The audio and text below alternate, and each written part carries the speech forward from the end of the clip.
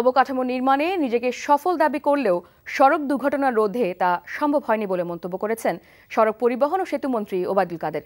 দুপুরে জাতীয় প্রেস ক্লাবে নিরাপদ সড়ক চাই আন্দোলনের ২৪ বছর পূর্তি উপলক্ষে এক আলোচনায় তিনি এ মন্তব্য করেন। সেই সাথে তিনি বলেন, মহাসড়কে ঝুঁকিপূর্ণ ১৪৪টি স্পটের মধ্যে ৫০% ঝুঁকি মুক্ত করা হয়েছে। বেপরোয়া গাড়ি না চালাতে চালকদের প্রতি এবং নিয়ম মেনে রাস্তা পারাপারের জন্য পথচারীদের প্রতি আহ্বান জানান মন্ত্রী। বলেন, সড়ক দুর্ঘটনার নিয়ন্ত্রণে সবার আগে প্রয়োজন মানসিকতার পরিবর্তন। এ সময় ট্যাক্সি সার্ভিস উবারকে আইনগত এবং প্রযুক্তি নির্ভর মন্তব্য করে ওবায়দুল কাদের বলেন, গণপরিবহনের সংকট নিরসনে এটি কার্যকর ভূমিকা রাখতে পারে।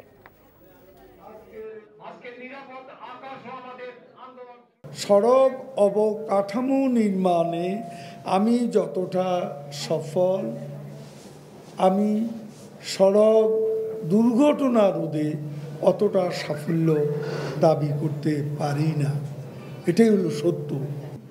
আজকে সমন্বিত পদক্ষেপ যদি আমরা না নিতে পারি, তাহলে আমরা কোনো রেজাল্ট পাবো না।